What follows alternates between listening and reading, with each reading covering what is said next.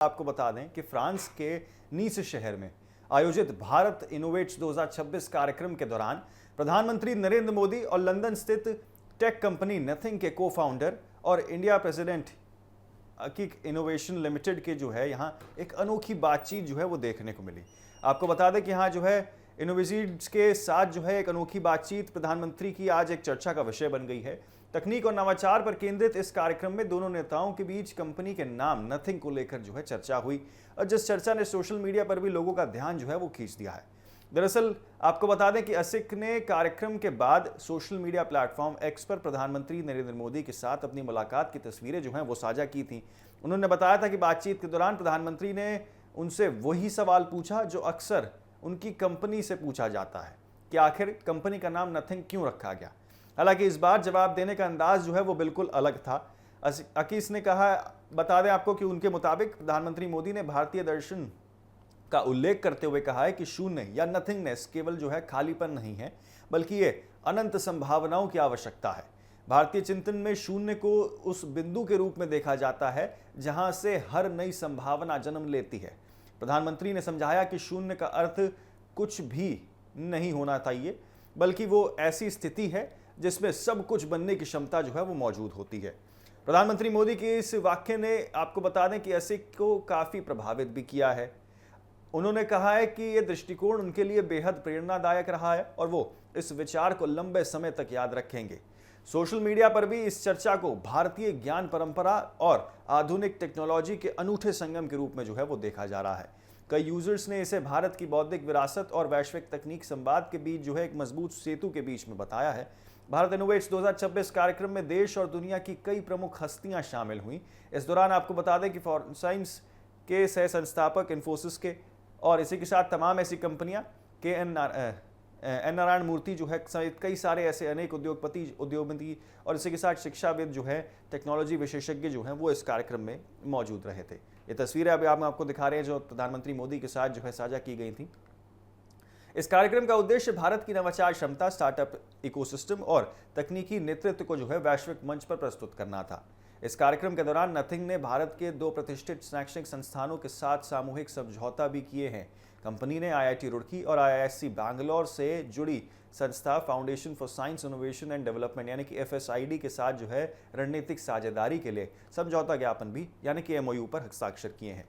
IIT Roorkee के साथ हुए समझौते का उद्देश्य छात्रों को उद्योग से सीधे जोड़ना है और उन्हें वास्तविक व्यावसायिक चुनौतियों का अनुभव प्रदान करना है। इसके तहत नथिंग के विशेषज्ञ संस्था में आप गेस्ट लेक्चर देने आएंगे और विभिन्न केस स्टडीज जो है वो प्रस्तुत करेंगे और इसी के साथ आपको बता दें कि उद्यमिता से जुड़े विशेष सत्र आयोजित किए जाएंगे। साथ ही एक संयुक्त इंडस्ट्रियल डिजाइन चैनल भी जो है वो आयोजित किया जाएगा जिसमें छात्र उपभोक्ता तकनीक से जुड़े जो डिजाइन्स हैं उनका समाधान विकसित कर सकेंगे। इससे छात्रों को उद्योग की विरासत या वास्तविकता का जो आवश्यकताएं हैं उसके अनुरूप अपने आप को समझने और नवाचार आधारित समाधान तैयार करने का अवसर जो है वो भी मिलेगा। वहीं अगर IISc की बात की जाए तो IISc के साथ हुए समझौते का मकसद दरअसल स्टार्टअप्स इकोसिस्टम को मजबूत बनाना है। इस साझेदारी के तहत नथिंग स्टार्टअप्स को जो है यहाँ पर आपको बता दें मेंटोरशिप और नेटवर्किंग और व्यापक सहयोग उल्लेख जो है वो किया जाएगा। कंपनी अपने विशेषज्ञों के माध्यम से उभरते उद्यमियों को मार्गदर्शन देगी और उन्हें वैश्विक बाजार से जोड़ने में मदद करेगी। इसके अलावा आपको बता दें कि प्रशिक्षण कार्यक्रम, उद्योग भ्रमण और तकनीकी सहयोग जैसी पहल भी जो है इस साझेदारी का बहुत ही बड़ा हिस्सा मानी जा रही है। असीक ने कहा है कि भारत तेजी से दुनिया के सबसे महत्वपूर्ण नवाचार केंद्रों में से एक बन रहा है। उनके अनुसार देश में मौजूदा प्रतिभा, इसी के साथ बढ़ता स्टार्टअप इकोसिस्टम और मजबूत शैक्षिक संस्थान आने वाले वर्षों में वैश्विक तकनीक परिदृश्य को जो है नई दिशा दे सकते हैं। उन्होंने कहा है कि अगली बड़ी इनोवेशन वेब जो है वो तब आएगी जब अकादमी, संस्था, उद्योग और इसी के साथ स्टार्टअप्स मिलकर काम करेंगे। यही सोच इन साझेदारियों के पीछे की प्रेरणा है। उन्होंने ये भी कहा है कि नथिंग के लिए भारत सिर्फ एक बड़ा बाजार नहीं बल्कि रणनीतिक रूप से बेहद महत्वपूर्ण साझेदार भी है। कंपनी भारत में अपने उत्पादों का निर्माण भी कर रही है और लगातार स्थानीय निर्माण और इसी के साथ अनुसंधान गतिविधियों का विस्तार भी कर रही है।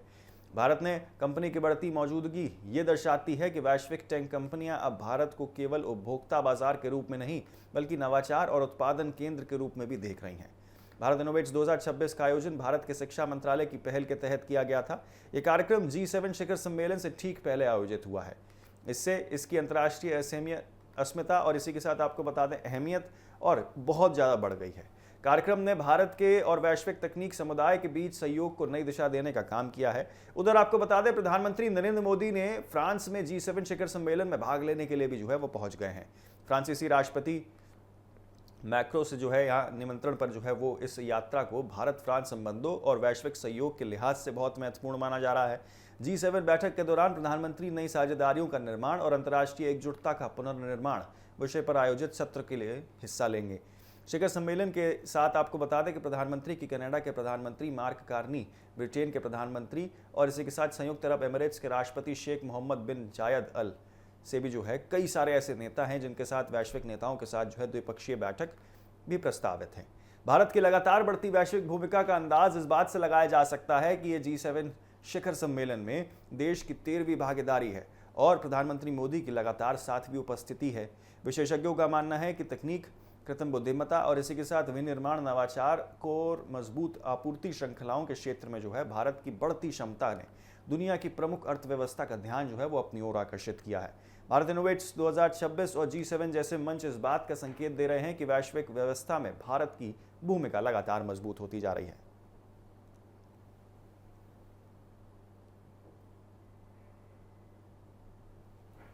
तो किस तरीके से हमने आपको बताया कि G7 से पहले भारत की बड़ी अहमियत वो देखने को मिली है और इनोवेशन का एक नया दौर वो प्रधानमंत्री ने शुरू किया।